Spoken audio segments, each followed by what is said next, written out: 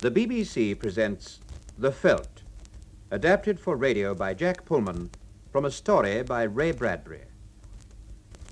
The action of the play takes place 100 years in the future. Is that you, George? Yes. You're rather late, aren't you? Yes, I ran into Dale Lloyd. Why didn't you call me on the televiewer? I didn't think I'd get this late. Here, let me take your coat. It's all right. I'll drop it in the suction tube. No, let me have it. There. Well, thanks. I don't know why you're still bothered. I like to. Why shouldn't I? The tube takes it, presses it, hangs it away in the closet. Yes, but it doesn't give you a kiss at the same time, does it? True. Still, I could have that anyway. Dinner ready? Yes. Come and sit down. Where are the kids? There's the plastic carnival. Oh, yes, I remember. It's working all right, then. Yes, the man from the company came and fixed it today. What was wrong with it? I don't know. He did explain, but these engineers seem to talk a different language from the rest of us. The food molecules weren't being broken down properly or something. Anyway, it's all right now. Thank heavens. What do you mean, thank heavens? I thought I coped rather well. Oh, so you did, honey. But frankly, when it comes to grilling a steak medium rare or mixing a French dressing, that machine wins hands down. Ah, well, I had a lot of fun reading those old cookery books. I think you did us proud. My, this tastes good, though, doesn't it? I give in. What did Dale Lloyd want? He called me just as I was leaving.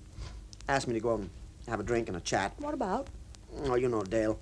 He's never happy unless he's worrying about something. Usually his wife or the youngster. What was it this time? Both. The youngster mainly, though. What's wrong with him? Nothing, really. Pass the pepper, will you? It's seasoned already. I know, but I always like a little more. Bad for your digestion. I know that, too, but pass it all the same. Thanks. What do you mean, nothing really? Well, he's worried about the nursery. The nursery? Yes, he's had one built into the house like ours, with crystalline walls so that the kid can materialize his thoughts on the screen. He says the kid's so fascinated by it, he won't leave it. I know what he means. What did you say? I bought him another drink and told him he was exaggerating the whole thing. I'm not so sure that he is. Well, don't tell me you're worried about the nursery, too. Yes, George, quite honestly, I am. Well, I think it's absurd. He's even thinking of pulling it down after spending all that money. What does his wife think about it? She's all for it, apparently. She hates the place. She even hates the house. Why? Well, she complains she's beginning to feel unnecessary. I'll never understand women. I don't find that so hard to understand. Well, I do. Well, look at our house. It does everything for us. Bathes us, feeds us, sings us to sleep. Even the lights go on and off when we enter or leave a room, and we don't have to lift a finger. What's wrong with that? Nothing, if you've got other things to do in life. But supposing you haven't, what then? Who hasn't got other things to do? Children. Well, that's one reason why we put in the nursery. Yes, George, but that's what worries me. It doesn't give them anything to do except daydream. They learn from it. They learn how to have bigger and better daydreams. You pretend you're not worried about it, but you closed the nursery yourself not so long ago. That was over something else. They'd been very naughty. That's probably Peter on the televiewer. Hello, Peter? Hello, Father. I'm just calling to tell you we're on our way back. You needn't wait up. All right, son. Hey, what have you done to your hand? It looks bruised. It's nothing. I had an accident with one of their silly robots. It'll be all right. Is Wendy there? Yes, just a minute. Wendy, come here a minute. Hello, Wendy. Did you have a good time? Not really. It was rather boring. I wish we'd stayed at home in the nursery. Would have been more exciting. Oh, I'm sorry to hear that. You're looking a bit tired, honey. I should get home as soon as you can. I don't feel tired. But if you or Mother do, you needn't wait up. Oh, Wendy. Yes, Mother? You go straight to bed when you get in. Yes, Mother. Goodbye. Bye, darling. See you in the morning, Take children. Care. Bye, Peter.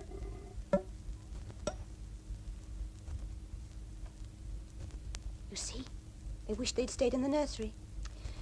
That's all they want to do. Sit there hour after hour watching their thoughts appear on the screens. I'd have thought they'd have enjoyed the carnival. They don't enjoy anything anymore. They don't want carnivals. They don't even want me. Oh, come, Lydia. It's not as bad as that. Do I ever read to them now or tell them stories or play with them? They don't want it. They live in their own little private world and resent anyone who wants to take them away from it. The nursery's supposed to educate them, George, not obsess them. Well, it does educate them. The more they know about a place, the clearer the image they get. It's a wonderful stimulus to learn more. What did you see the last time you were in the nursery? You mean, what place had it become? Uh-huh. Why, the Veldt. Yes, the Veldt. The African Veldt. The hot yellow sun, the straw smell of grass, and above all, the ghastly smell of lion. Well, that's how it is with these nursery rooms. The impressions are just incredibly real. No, it's not the same nursery anymore. When did you last see something other than the African Veldt in there? When did you see Aladdin or Robin Hood or the first expedition to land on the moon? That's true. Their imaginations have gotten into a rut. Not just a rut. They've become morbidly preoccupied with it. They do nothing but read books on Africa and the lion. We know everything about them. And every time I go in there, the heat seems more intense, the grass more yellow, and the smells more pungent. Look, let's go and take a look at the place. You go. I'm sick of the sight of Now, it. come on. Don't let it get you down. After all we have to do is to switch the damn thing off. It's locked. Did you bring the key? Yes. I thought the children might go back into it when they came home.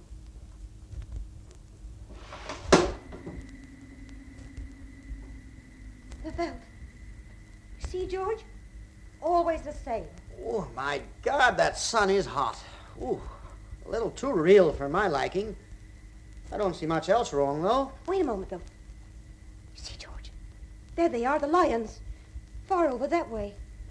On their way to that water hole. They've just been eating. Can you make out what it is? A zebra, I think. Are you sure? Well, it's a little late to be sure.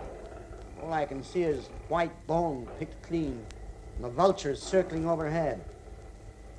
What an achievement. It's unbelievably clear. Oh, those lions look as if they smelt us. We can smell them, darling, but they can't smell us. They're our image, remember, not vice versa. Our image, George? Do you want the African Veldt to appear on the screens when you came in? Well, the children's then. Well, those lions do seem to be moving closer. It's uncanny. Let's get out of here, George. This place gives me the shivers. No, wait a moment. If this thing works for the children, it should work for me. What are you going to do? I'll fix them. Go away. Go away, I tell you. Let's have Aladdin and his lamp. George, let's go. Come on. I want Aladdin, I tell you. Aladdin! Aladdin! George! I don't want the Veldt anymore. I want Aladdin, do you hear? Full room's out of order. It won't respond anymore. Oh, it can't respond. The children have thought about Africa and the lions and killing so much that the room's in a rut. No. I think Peter said it that way so that it can't change. Peter doesn't know about machinery. I don't know. He's a pretty wise kid for his age. Yeah, let's go and have a drink.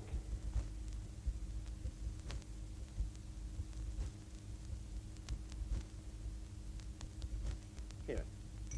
Drink this. You'll feel better. Thanks. That place always upsets me. I don't know what they see in it. What are we going to do? I don't know. We spent thousands on that wretched place, and it's brought us nothing but trouble. You must tell the children to stop reading about Africa. That'll do for a start, I suppose. And I think we'd better lock the nursery up for a while. I don't know about that. You remember what happened the last time I locked it up? The tantrums they threw? They live for the place. It's got to be locked, at least for a while, until I get my nerves settled. You need a rest. George, why don't we turn off the whole house and take a vacation? Where? We could go out to the cabin in the mountains. You mean you want to fry my eggs for me? Yes. And darn my socks and sweep the house? Yes, why not? I need to change more than anything else. You need a rest, too. You've been awfully nervy lately. I suppose I am smoking too much. And drinking too much, and taking too many tranquilizers. I think we're both beginning to feel unnecessary in this house. I don't think the kids will like the idea very much. Well, they'll just have to put up with it for a while. It won't hurt them to do something they don't want to do for a change. Here they are. Hello, Peter. Hello, Wendy. Hello, Father. Hello. You're back earlier than I thought, children. We rather thought we'd like to spend a while in the nursery before going to bed. Oh, yes. The nursery. We wanted to have a talk with you about that, actually. Oh? Yes. We both think you're spending too much time there. It was put in for us to spend our time there, wasn't it? Not to this extent, it wasn't. You're using it as a form of escape instead of as a creative amusement. Would you care to define the difference? No, I wouldn't care. And I suggest you adopt a more respectful tone, my lad. Wendy, have you noticed us using the nursery as a form of escape? I don't give a damn whether she has or not. No, Shut up! George! I won't have such impertinence. I don't know what's got into them. Peter, you've no right to use that tone to your father. This is a serious matter. Not only have you been living in that nursery, but you've been thinking far too much about the African felt. I don't know what you mean. I'll tell you what your mother means. Every time we go in there, it's Africa, Africa. There are 1,001 things those screens and slides can produce, but it's nothing but sun and stinking lions. It's got to stop. There is no Africa in the nursery. Oh. Your father and I were up there just before you came in. The African felt came on as soon as we entered. I don't know what you've done to it, but neither he nor I could produce any other picture. There is no Africa in the nursery.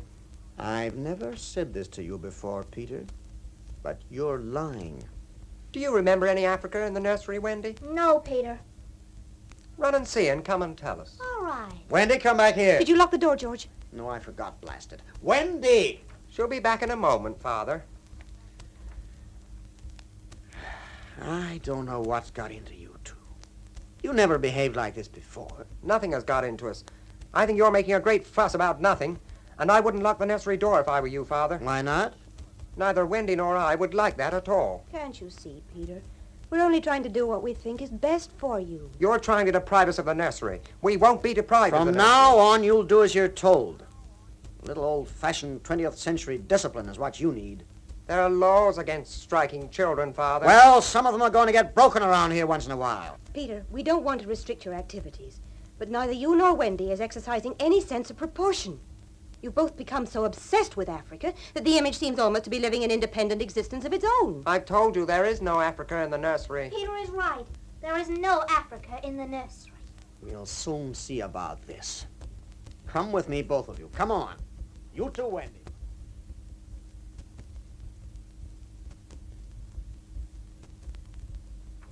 Open the door. Come on. You see, Father? Come on in, both of you.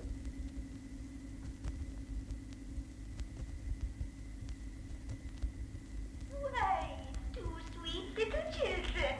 And what might they call you, my dear? My name is Hansel, and this is my sister, Grethel. What very pretty names. We've never seen a house made of cakes and ginger loaves before. Well, there aren't many, to be sure. Have you come a long way? Yes, we've walked and walked and walked. You must be very tired. Why don't you come inside and rest your poor dear feet? You are very kind. It just so happens I have some cookies baking in the oven, and you shall have some right away. I'm awfully hungry. Well, there are plenty of cakes. Now, in you go. That's it.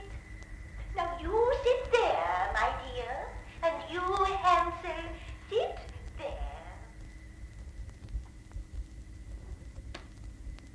You see, Father? I see, all right. I told you there was no Africa. Outside, both of you. But I told you. Out, I say, and you, Wendy, go to bed. What? You heard me. Go to bed. Very well. Come on, Wendy. And see that you stay there.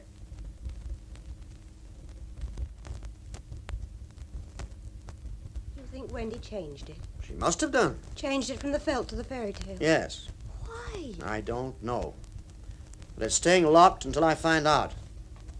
I'm beginning to be sorry I ever bought this house and that nursery. The children are neurotic at all, a room like It's that. supposed to help them work off their neurosis in a healthy way. Well, it's not.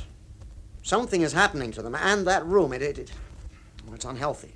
We've given them everything they wanted. And no secrecy, disobedience, lies. They're insufferable, let's face it. They come and go when they like. They treat us as if we were their offspring. They're spoiled and we're spoiled. You know, they've been acting funny ever since you forbade them to take up the Rockies. Well, they're too young to do that kind of thing alone. I don't think I was being unreasonable. Still, they've been decidedly cool ever since. I think I'll ask David McLean to come down. He's a psychiatrist. He ought to know what to do. But there's no more Africa in the nursery. I've got a feeling there will be. Anyway, it won't do any harm to have him look over the place. He can have a look at the children as well while he's here. Come to think of it, he can have a look at me, too. Oh, come on. Let's go to bed. I feel dead.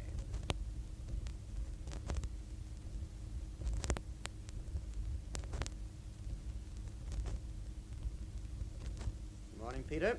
Good morning, Father. Have you had your breakfast? Yes? I'd like a word with you, then. What about? You broke into the nursery last night, didn't you? Well? Wendy and I don't think you have any right to lock the nursery. I've tried to be reasonable with you, Peter. I've tried to treat you as a grown-up.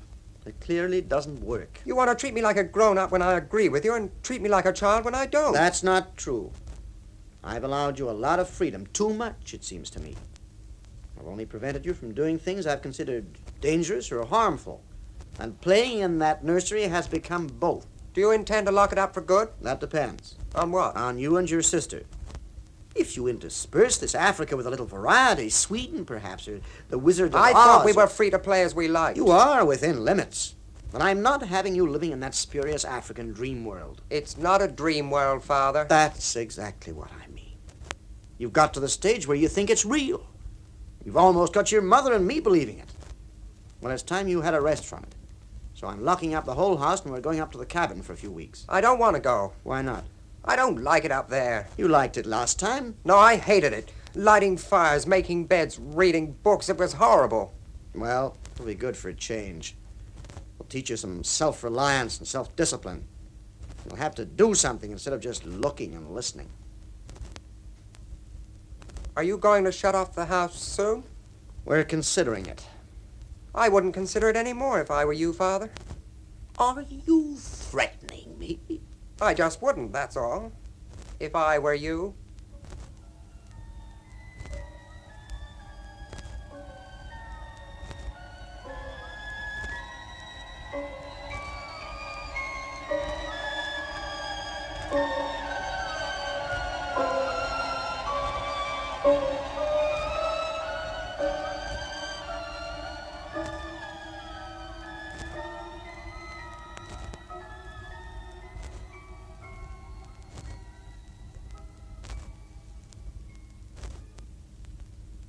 Right away, David. Oh, not at all. What seems to be the trouble? Have you eaten, David? Oh, yes, thanks. I had something before I came out. David, you're a psychiatrist. I should hope so. I'd like you to take a look at our nursery. You too?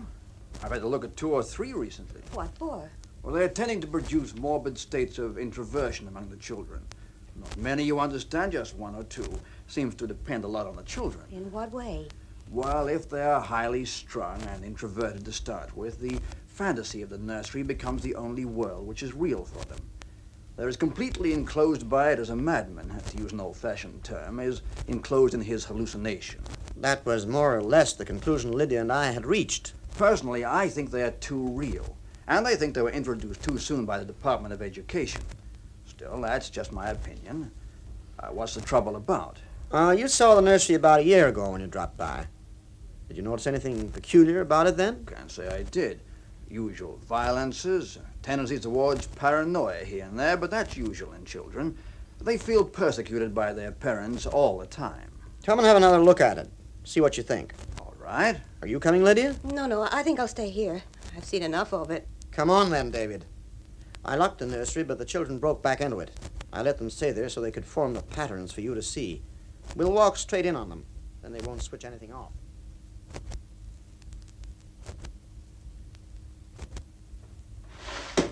Hello, Father. Run outside a moment, children. No, don't change the mental combination. Leave the walls as they are. Go on now, both of you. All right. Come on, Wendy. Yes, Peter. You see, David? Africa. I see, all right. My God, the heat. And the smell. I'm glad those lions are just finishing a meal. I wish I could make out what it was they'd been eating. Those screams sound human and familiar somehow.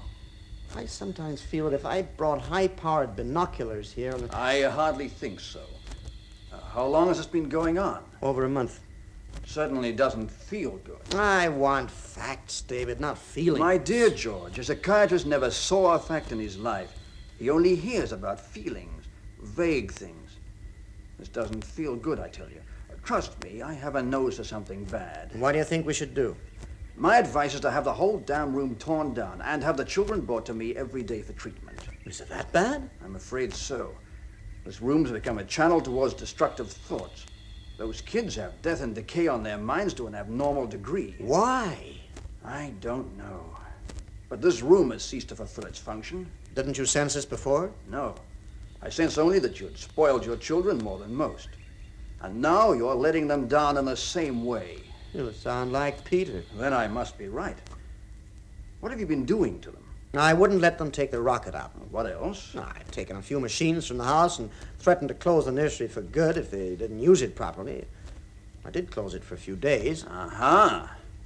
Well, what does that mean? Once they had a Santa Claus. Now they have a Scrooge. Children prefer Santa. You can't play Santa Claus all the time. You've let this room and this house replace you in their affections.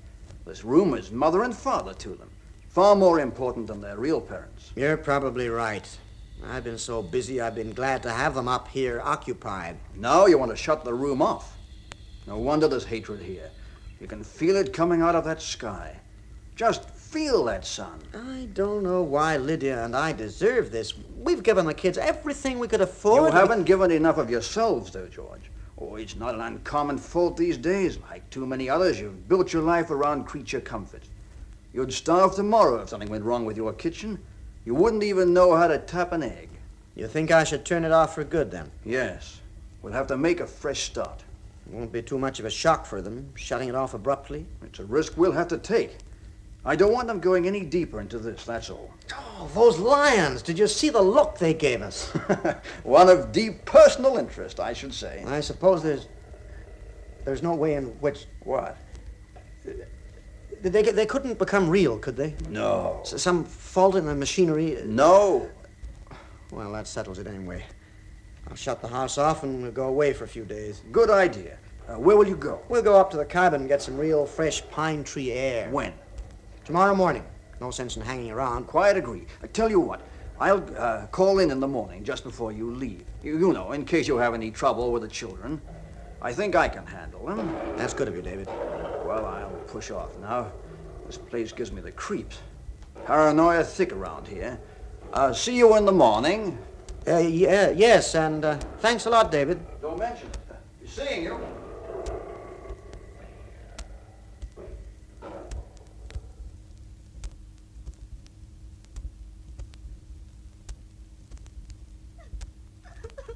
Don't cry, Wendy. I want the nursery. Make him turn on the nursery, Peter. Everything ready, Lydia? Practically. I've just got one or two things to do. Have you turned everything off? I've killed the whole house. Oh, shut up, Wendy. I hate you. I can't help that. I wish you were dead. We were for a long time. Now we're really going to live.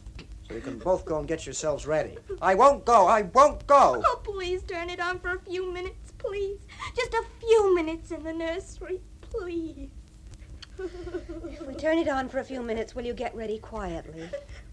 Yes, oh, yes. Just another minute, please. George. No. It can't hurt. Let them have a few minutes. Oh, all right, for peace and quiet. Just a few minutes, mind. Then you get ready without any fuss. Yes. Promise? Yes, just a few more minutes. And you, Peter? Yes? All right. You turn on the nursery, Lydia. But just for a few minutes. Oh, thank you, thank you. Come along then, children. Dry your eyes, Wendy.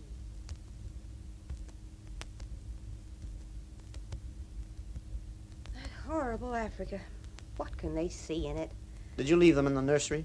Yes, I wanted to change. That'll be all right. I shall be so glad to get away. Well, it won't be long now. This house seems like a graveyard. Whatever made us buy it. Pride, money, foolishness. We weren't ready for it. We let it take charge of us. Men have never been ready for the things they invent. Do you think we've done the children much harm? I don't know, but I'm worried. They're not the same children anymore. In what way? I don't know. But those kids, they don't just have hallucinations. There seems to be something more, something much more unhealthy. Maybe the rest will do them good. I hope so. Father! Mother! What is it, Peter? Hurry, both of you. The nursery, come quick. George, something's happened. Quick, the nursery. We're coming, Peter. There's no one here. Peter! Wendy! I wonder where they... George! The door! It's closing! Peter! Peter, open this door! Do you hear me? Peter! George! The lions! The lions, George! Peter, open this door! Wendy, for God's sake! George! They're coming closer! George! Peter! Wendy! George! Look out! Lydia!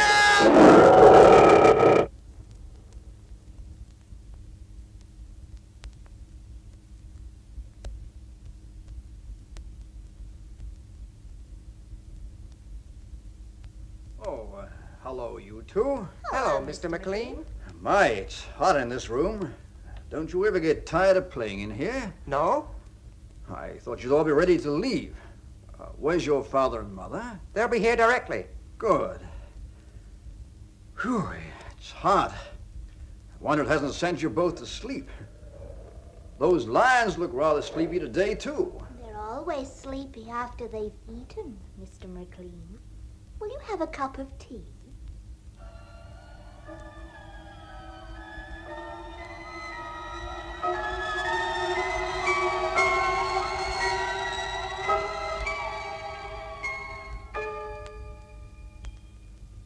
The Veldt, by Ray Bradbury, was adapted for radio by Jack Pulman.